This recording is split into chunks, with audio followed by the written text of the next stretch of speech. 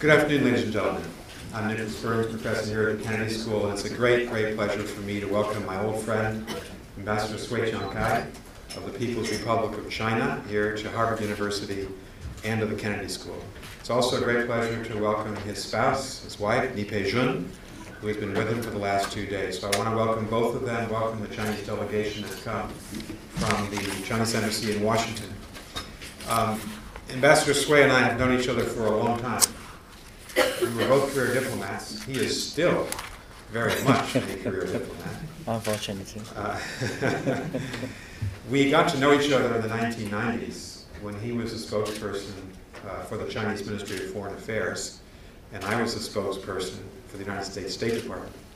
And so it was a great pleasure to get to know him in Beijing, in Washington, in Geneva, in Brussels, all around the world as we accompanied our ministers to U.S.-China meetings, United Nations meetings. And what I've always felt about Ambassador Cui is that he is someone with extraordinary experience and depth of experience. I think a lot of our students will have seen his CV, his biography. He's been a career diplomat for the Chinese government for a very long time, and he's served in a variety of increasingly important positions. He's been Vice Minister for Foreign Affairs. He's been Assistant Minister twice for Foreign Affairs. He has led major departments of the Chinese Ministry of Foreign Affairs in Beijing. And he's had some challenging assignments. He was China's ambassador to Japan at a different time in the China-Japan relationship, perhaps a more successful time in that relationship. And of course now he has, I think, another challenge to represent the People's Republic of China in the United States of America, to the American government and to the American people. And so we're very proud that he has come to Harvard. It's the second university that he's visited where he's given a speech since he arrived here in the United States. And I think the first university that he spoke to was a very good choice because it was his university, the Johns Hopkins University School of Advanced International Studies, where he studied in the mid-1980s. He and I are both graduates of that school. We're very proud. So Harvard, we like to be number one, but it's okay being number two in this case. I also want to say that this is an important moment in the U.S.-China relationship. As an American who is now outside of government, but who served in government for a long time, I can say that the relationship between the United States and the People's Republic of China is the most important relationship for us, for the American people and the American government. Our two countries bear a great share of the responsibility for global peace and global security. And if you think about a lot of the issues that we study here at the Kennedy School, global climate change, nuclear proliferation, the scourge of terrorism, or of trafficking of women and children, or of drug and crime cartels, China and the United States are partners. And we really have a responsibility to be working together, the two governments and the two peoples. And so I would hope that we'd be able to look forward to a future of partnership between the two most powerful economies and the two most powerful militaries of the world. But I think we both recognize that, of course, there are areas of very significant and sometimes very serious disagreement between our countries. We have disagreements sometimes, for instance, in the Middle East on the question of Syria. We may have disagreements expressed in the very recent past, even this week, over the crisis in the East China Sea or the crisis in the South China Sea. And here I think the United States and China have a responsibility to balance two competing narratives. We are global partners on the one hand, but we are also dealing with very important and serious disagreements.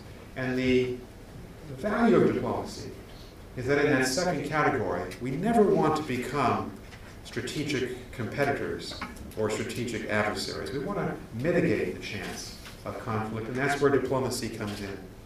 And so I appreciate the role of Ambassador Cui Tiankai. I appreciate what he's trying to do in increased contacts between the United States and China. And I hope very much that he'll have success in his mission for the sake of both of our countries.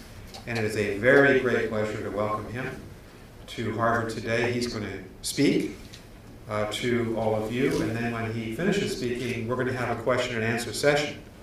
I will call on students to ask those questions, I only have one request, that you state your name, maybe what you're studying here at Harvard, and to make sure that question has a question mark attached to the end of your question.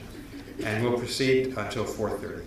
So, Mr. Ambassador, thank you for being at Harvard, and thank you especially for being with us at the Kennedy School. Thank you.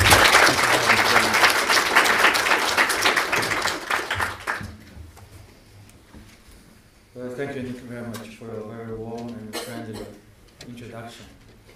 It's really a great pleasure to meet with old friends, especially on the campus of Harvard. And it reminds me of the good old days when we were both working together on the Iranian nuclear issue and many other international issues. And thank you all for coming to this event on Friday afternoon, after a whole week of classes and hard work. And it's a great honor for me to come and speak today at the John F. Kennedy School of Government of Harvard University. I think it would be an understatement to say this is one of the best universities in the world. Over the years, Harvard has produced 8 American presidents and over 40 Nobel laureates. And Harvard also has a long-standing ties with China. Among the first group of Chinese students officially sent to America by the Chinese government over 100 years ago, one boy studied at Harvard. And now Chinese students are the largest group of foreign students here. And the John King Fairbanks Center for Chinese Study is among the world's leading institutions for Chinese study.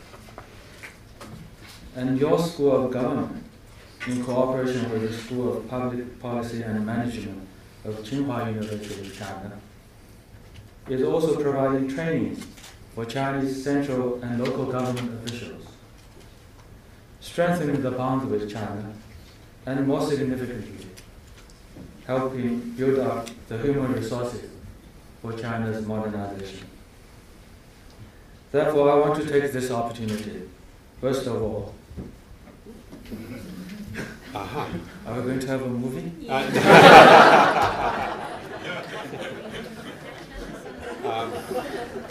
I'm sure the lights will come back on in just a moment. This is the first time, Ambassador, this has ever happened in this lecture hall. And I apologize that we're in the dark. That's okay. It's back. Yeah. Good. But I don't want to express my gratitude to Harvard in darkness.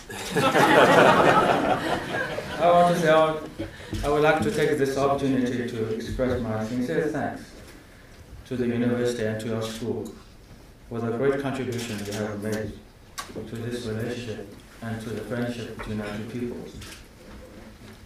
And indeed, your excellence and leadership in China study make it really challenging for anyone to come here and speak about China. At the same time, it is truly rewarding to do so, because the audience is the most critical and appreciative, and the responses and hopefully the question will be most thought-provoking and stimulating. So it is indeed a great opportunity for me, as Ambassador of China to the United States, to come here and share my views with you today. The subject I'm given today is China's policy towards the Asia-Pacific. This is one of the most talked about foreign policy issues in the world today. There are certainly very different perceptions and analyses. But what is really happening there? What are China's policy goals towards the region? In order to have a clear understanding, let me first of all put forward some basic facts. China is situated right in the center of the Asian continent. It borders Northeast Asia, Southeast Asia, South Asia, and Central Asia, which further connects it with West Asia and the Arab countries. China has land boundaries with 14 countries, totaling over 22,000 kilometers. China is also a Pacific country. It has a continental coastal line of 18,000 kilometers and numerous islands. China faces 6 other countries across the sea. This is very different from the situation of the United States. China has close and age-old ties with its neighbors, starting long before the concept of nation-states came into being. For centuries, cultural, commercial, and people-to-people exchanges between China and its neighbors have enriched regional civilization and benefited every nation involved. Confucius is highly respected throughout the region. Buddhism came to China, took roots here, and spread on to other countries. Chinese characters have played an instrumental role in many Asian languages. And of course, chopsticks are widely used. Maybe I could say wisely used in the region. All this may sound elementary history and geography to you, but it is important to keep these basic facts in mind in order to have a good understanding of what shapes relations between China and its neighbors, and what conditions China's policy in the region. Therefore, it is not surprising that on the basis of past history and present realities, and fully recognizing the affinity and complexity in the region, China's foreign policy gives the highest priority to its relations with the neighbors. This has been the case all along, but particularly so since China started reform and opening up about 35 years ago. So the policy goals have been consistent. First and foremost, China is firmly committed to peace and stability in the region.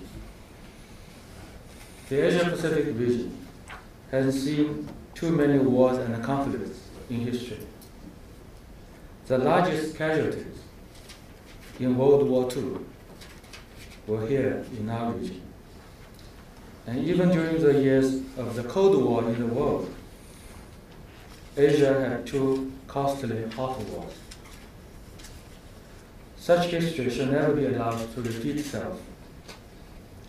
The last thing we want to see in our neighborhood today is instability, be it in the form of armed conflicts, proliferation of weapons of mass destruction, or the rise of terrorism.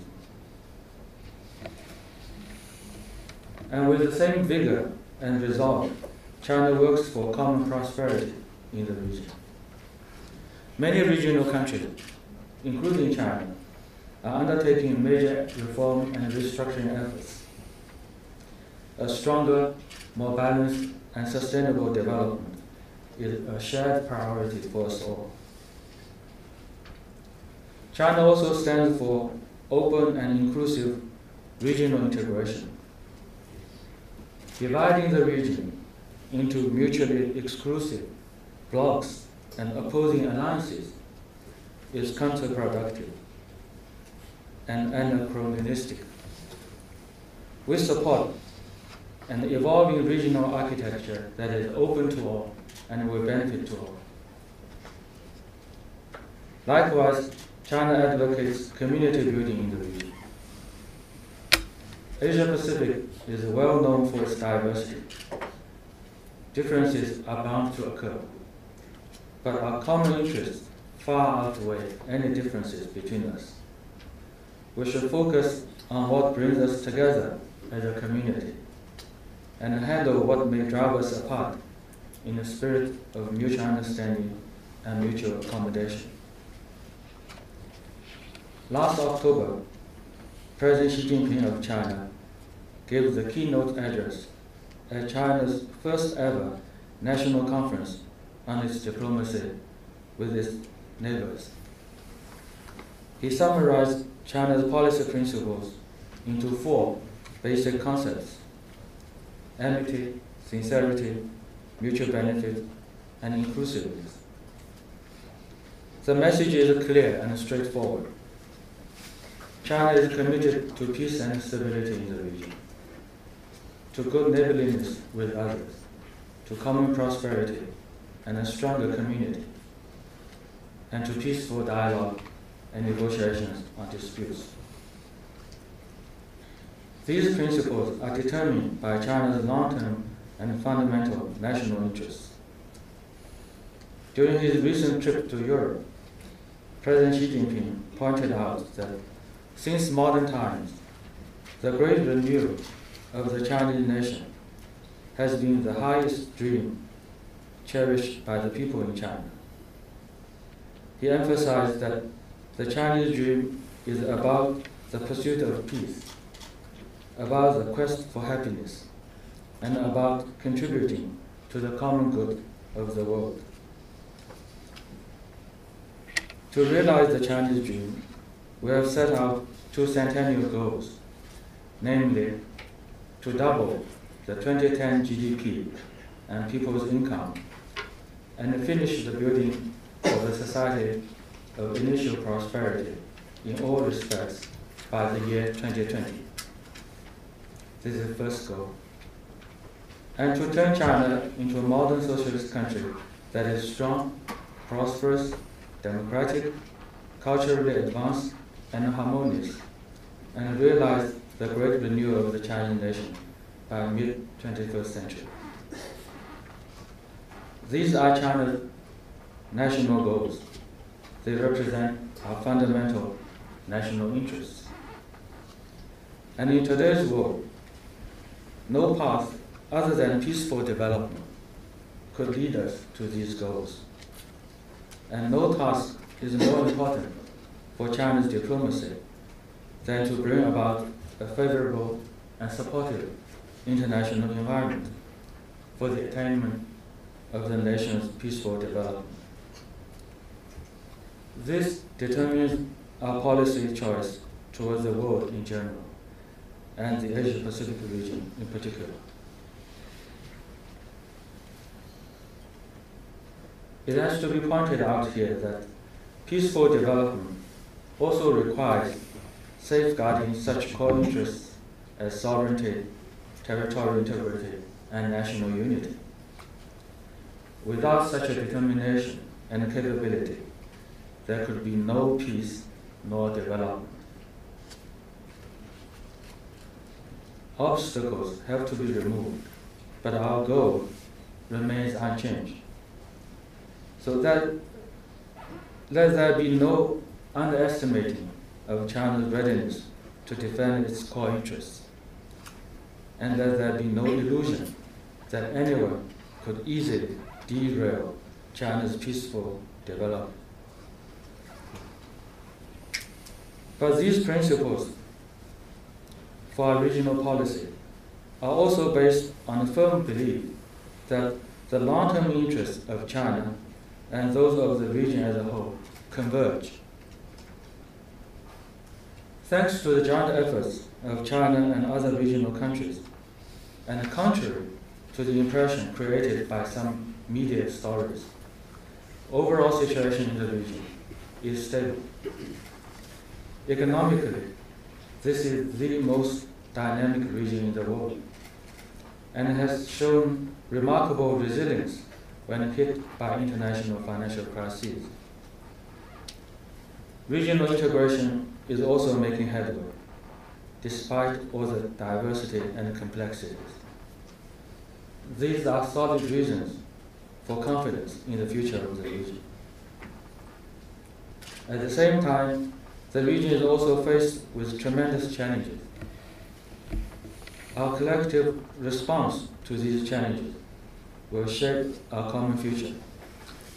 And I think here lies the convergence of interests, and all the regional countries are stakeholders. Asia-Pacific needs common security. The region still has some Cold War legacies and potentially explosive situation. The tendency in some quarters to deny post-war atrocities is truly disturbing. Possible proliferation of weapons of mass destruction and threats by terrorists and extremist forces undermine security in many parts of the region. And in the broader context, natural disasters, diseases, climate change, and other so-called non-traditional threats affect security of the region in many ways. And of course, disputes left over from history also have to be handled carefully and constructively. So in a word, today's security threats in Asia Pacific are complex and widespread. To manage them is clearly beyond the scope and capability of any military analysis. What is needed is a common, comprehensive, and a cooperative approach. Asia Pacific also needs an economic upgrading. Eradication of poverty is an unfinished task in the region. Economic development is still uneven, both within and between countries. The regional economy still has structural weaknesses and vulnerabilities. Unless these problems are adequately addressed, growth and prosperity will remain fragile and hard to sustain. Asia Pacific also needs closer integration.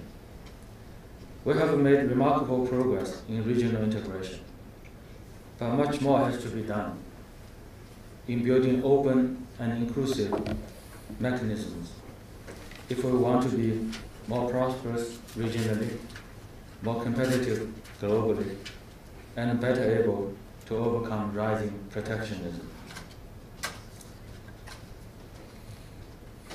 Asia Pacific also needs smooth transition. Many countries in the region are undergoing important domestic transition, economically, socially, politically, and even generationally. In fact, the region as a whole is being transformed in a profound way. Individual countries need a supportive regional environment, and regional transformation depends on the success of national efforts. No single model can provide answers to such complicated and diversified situation. We need better mutual understanding and country-specific approaches to accomplish this challenging task. So the region and all its members will enter a new and more advanced stage of development. These challenges are before the entire Asia-Pacific region. China and other countries of the region feel the pressure together, and we have to search for solutions together.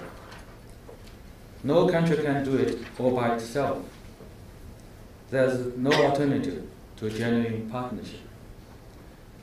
China's success has to be part of the success story of the region, while the region benefits from China's development, as has been shown by the history of the past few decades. Such convergence of interests makes the region a community of common destiny. We believe in rising tide lifting all boats, and we are indeed in the same boat. These bonds between us are stronger, longer lasting, and more resilient than those of old-fashioned alliances.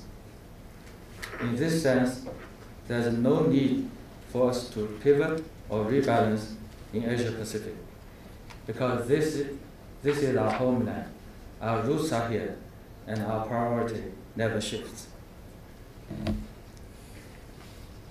and my presentation would be incomplete without some observations on how China and the United States should interact with each other in Asia Pacific.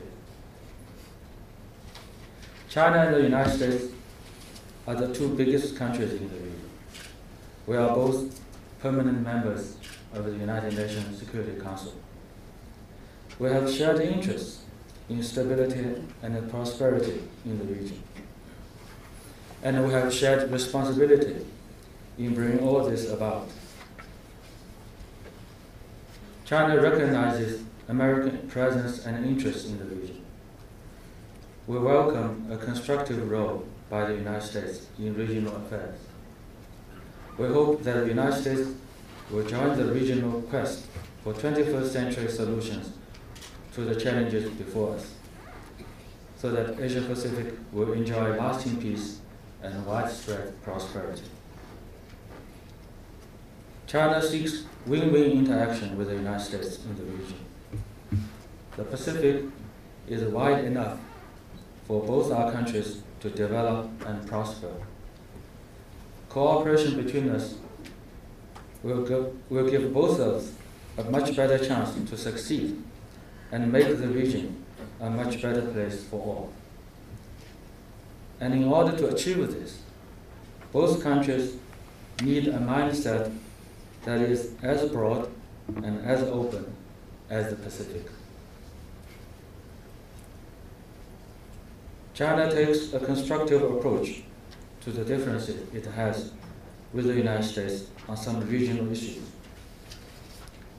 We believe that the two countries should do their best to narrow their differences where possible and manage skillfully those differences that cannot be resolved for the time being, so that they will not disrupt the overall bilateral relationship or the regional situation.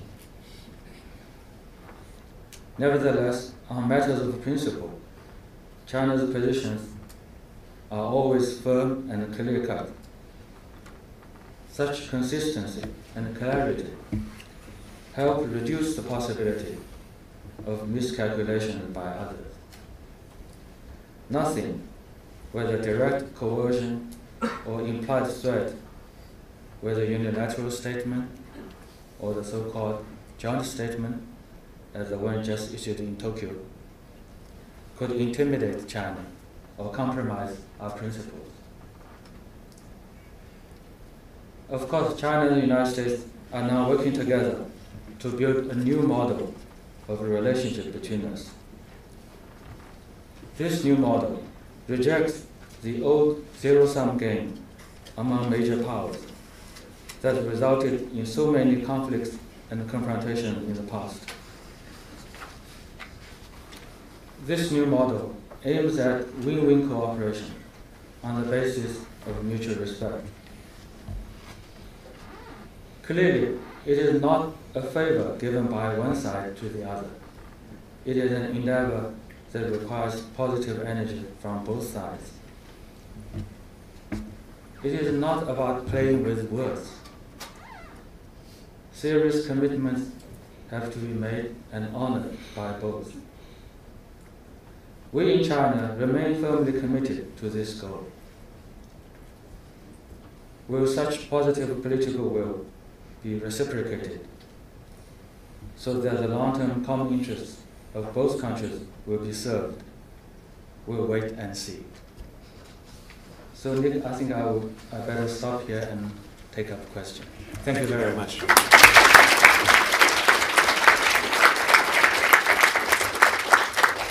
Ambassador, thank you for your comments. Thank you for that very open and quite detailed exposition of Chinese views. So I think we'll open the floor to our students. And again, I just ask if you have a question, just let me know. And we'll start right up here and just your name, what you're studying. Yes. My name is Greg. I'm a student here at the Kennedy School. I wrote my thesis on the trade relationship between China and North Korea. And last year, China did $6.5 billion worth of trade with North Korea.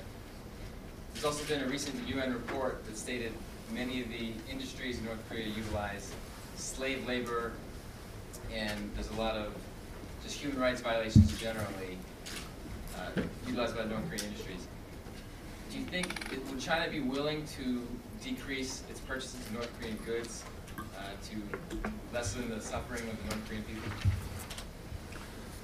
We implement all the United Nations Security Council resolution on sanctions against DPRK. We implement all these resolutions effectively and strictly. There's no doubt about that. I think the trade between China and the DPRK is of humanitarian nature. We want to help them with their economy, help them to improve the livelihood of their people. And this will certainly serve the interests of regional stability and peace. I don't think there's any reason that we should stop doing that, all these things. But we're implementing all the UN resolutions very effectively. Greg, thank you very much. Yes, sir. Thank you very much, Dr. Ambassador. My name is Jung Yuan. I'm an undergraduate student in Harvard College studying economics. I realize this year there are a lot of Chinese students coming to the United States for undergraduate study or for graduate school. And as you mentioned, there are a lot of areas or important issues that China and U.S. can collaborate on some very important issues. So I'm wondering if you could comment more about how the Chinese students studying in the United States, This must be a very sensitive question. how these students, like including me or many other people in the audience, can contribute to the this kind of collaboration? What kind of unique perspective do you think we can contribute to these areas? Well, you see, I used to be a Chinese student here in the U.S. as well. But I think that the younger generation is much smarter and you are much more knowledgeable than my generation. And I'm happy to see that. I think as a first step, maybe you could really make best of your studies here and get a good understanding of the United States as a country, as a nation, and as a different culture. Then in the long run, you could also, when you finish your study here and when you start to work, maybe you could engage in some aspects of bilateral relations between the two countries, whether political relation, economic relation, or just people-to-people exchange. But I think that the first step is to have a good understanding of this country. Thank you. Yes, sir. Hi, my name is Neong. I'm an MPID student here. I'm from Singapore. I have a question. So, like Professor Joe Nye, a professor here, speaks a lot about soft power, and the U.S. because of the nature of its construct, because of the nature of its construct, has like Hollywood, the pop culture, and these things engender people's fond feelings for America. My question to you is, what factors or what things do you think China has that might help to contribute towards its soft power projection in the world? Well, I admire Professor Nye very much, and I think he put forward a very good idea about the soft power. But I think maybe soft power is not just a power in the conventional sense of the term. It's kind of a readiness of other people to learn something from you, to learn some of the good elements from your culture, and kind of integration of different cultures. I think this is a kind of soft power we would like to have. It does not mean that one culture is superior to the other or everybody should learn the same culture. I think the soft power really means that there should be an integration or mutual learning among different cultures. Of course, the United States, America as a nation, you are doing quite well. You have your very influential media, you have the Hollywoods, you have all these things, even Coca-Cola, you see. But we also have a lot of good things in China, in the traditional Chinese culture. Hopefully, there will be more people learning about these things, and there will be a really better mutual understanding. Thank you. Yes, all the way in the back. Hi, Ambassador. My name is Wang Xi. I'm China born and America raised, so it's very special to have you here. My question is around the ambitious growth agenda that you said for 2020. And I wonder how China plans to continue this very impressive growth and the prosperity that it brings with the harm that we have seen it having on the environment and human health. I think in the last 30 to 40 years since China started reform and opening up, we've had very impressive growth. And China is much stronger, richer than before, and people are much better off than before. This is quite clear. But at the same time, we cannot go on always like this, because the environmental cost is so high, and the energy cost, resources cost, they are just too high for us to sustain. We have to find a more sustainable way to develop the economy and have a more equitable distribution of the wealth created. I think that this is the task before China today. Thank you. Yes, sir. Thanks. My name is George Xu. I'm a middle career MPA student at Harvard Kennedy School. I have a question for Ambassador. Recently, President Obama had a visit to Japan, and he seems to enjoy the best sushi very much. I also like sushi. I never tasted that, but I want to know your standing about President Obama's standing over the Sakiko Island, as known as Kyoto Island.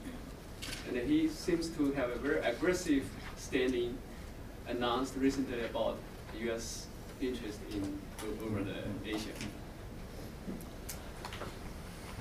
There's been a lot of discussion between China and the United States at the government level about the disputes over these islands. And our position is quite clear. Jeju Islands are Chinese territory. And we are told by the United States government that the U.S. is taking no position on this issue. But it seems to me that it does take some position, does take some sides, and probably takes the wrong side. But one thing is clear. Whatever the relations between U.S. and Japan, they have this military alliance. But such military alliances originated in the Cold War years. Is it really up to date, or is it really appropriate for the challenges of the 21st century? I don't think such alliances will help us. And number two, whatever these alliances might be, they are bilateral arrangements. So by definition, they should not affect the interests of a third country. They should not cover Chinese territory. That's quite clear. Just imagine if China has some alliance with, we don't have any alliance with anybody, but just suppose we have some kind of alliance with another country, and we claim that the scope of this alliance would cover Hawaii. How absurd that would be. Thank you. Ambassador, if you would allow me to ask a follow-up question on this subject. I no longer represent the United States government, but I used to. And as I understand the American position as President Obama articulated it yesterday in Tokyo, is that the United States does not recognize either country's sovereignty. We take no position between the Japanese and Chinese claims. However, we do, as a country, recognize Japanese administrative control, inherently because we transferred administration from the United States to Japan in 1972, the year of President Nixon's visit to China, to Beijing. And what I heard yesterday was President Obama articulate that policy. And then he said, of course, this does fall under the U.S.-Japan alliance, when he was asked. But he also said yesterday that he hopes that this could be worked out through diplomacy between Japan and China. I guess my follow-up question would be, what a lot of Americans worry about is not that either China or Japan want a conflict, neither does. But we worry about miscalculation or a mistake, perhaps by someone in the Navy or Air Force on either side on the ground. Do you think diplomacy can help to reduce that friction and reduce the possibility of conflict? Well, I think, first of all, let me try to be very frank.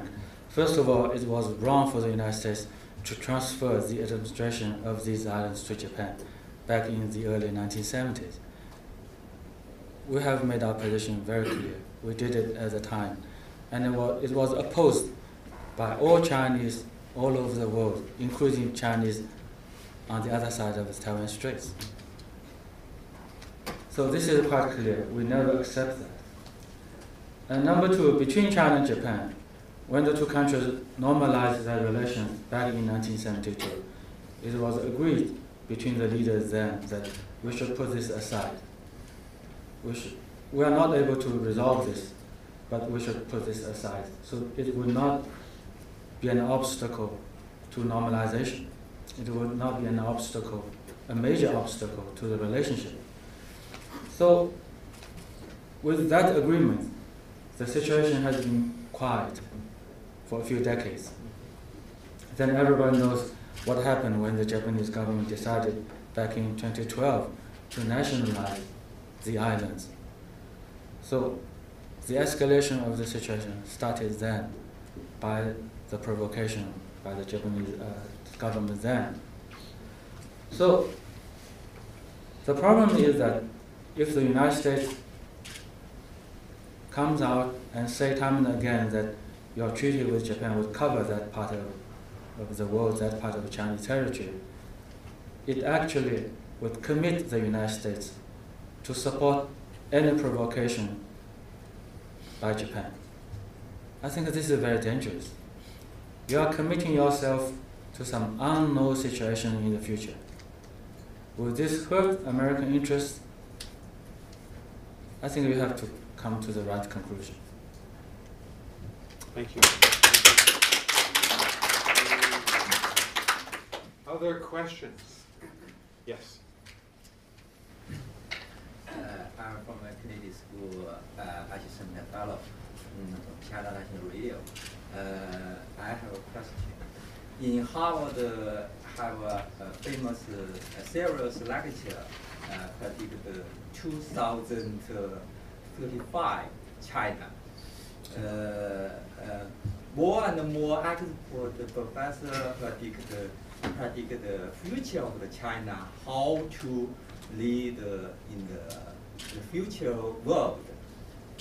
Someone predicted in 2039, USA will still leading the economy. Mexico as emerging market will pretended expand will become an industrial powerhouse by taking low-level production from China and multilateralism is the energy sector. China will continue to face more internal tension and slow economy growth. This February, President Obama said USA have overcome recovery crisis, financial crisis, recover as most popular investor nation overcome China. China is not most popular investor places. My question is how China cooperated with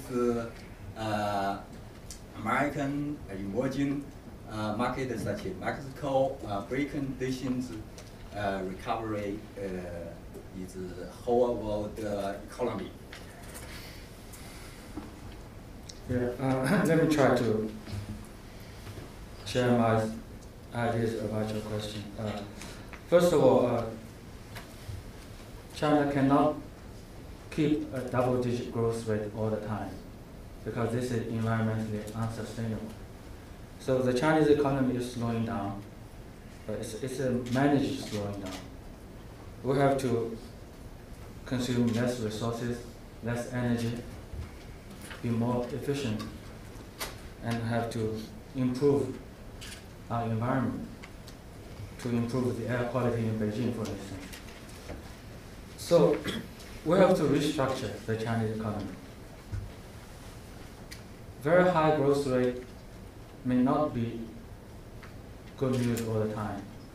We have to still have to keep a reasonably high growth rate, but not that high. A growth rate that can be sustained by the economy, by the environment, by the resources, and so on. Number two, in today's world of globalization, no country can prosper all by itself. China or the United States or European country, India or Brazil. It is quite interdependent. So in this sense, stronger economic growth in the United States is good news for China. And strong and sustained economic growth in China is certainly good news for the United States, because this is really a globalized world. As for foreign investment, when President Obama made that statement in his State of the Union address, I was just sitting beside him, well, with some distance of course. I was on Capitol Hill listening to his address. Actually, foreign investment in the U.S. would be even more if the door is wider open to Chinese investment to the United States. We'll be very happy to do that, but please open your door wider. Thank you. Thank you very much. Yes? My name is Lynn Shaw. I study international education policy here at Harvard. I was born and raised in Beijing. I have a question on education in China. As we all know that there are increasing challenges for the Chinese universities to really educate the next generation of talent that are competitive in the global marketplace. Not just good at math or science, but really good at those soft skills like critical thinking or innovability. So and also we see another trend of increasing number of Chinese students studying in the U.S., in the UK, etc. So can you just comment on how the Chinese education system should reform to really embrace this challenge of educating this competitive workforce, and also to really prevent this increasing brain drain? Well, I think basically the Chinese educational system is working quite well. It has produced so many talents for China. But I do admire the younger generation of today's students. At the same time, I do have some sympathy with it, because when I was a student, there were not so many exams. So I hope in Chinese schools there will be fewer examinations and more creative learning. Thank you. Thank you. Yes, sir. Yes. Hi. My name is Ahmed Al-Mahi. I'm an MBA student here at the Kennedy School. China's foreign policy has maintained a policy of non-interference for a significant period of time. And there are some reports right now that especially in my home country of Sudan, China is playing more of a mediator role, being welcomed by both Juba and Khartoum. I guess my question is, going forward, how should we understand some of the pressures that China is going to face with regards to that non-interference policy, and what do you think are some of the advantages and disadvantages of holding on to a non-interference policy? I'm sorry, you mean the policy of non-interference in other countries' affairs? Oh, I see. Yeah.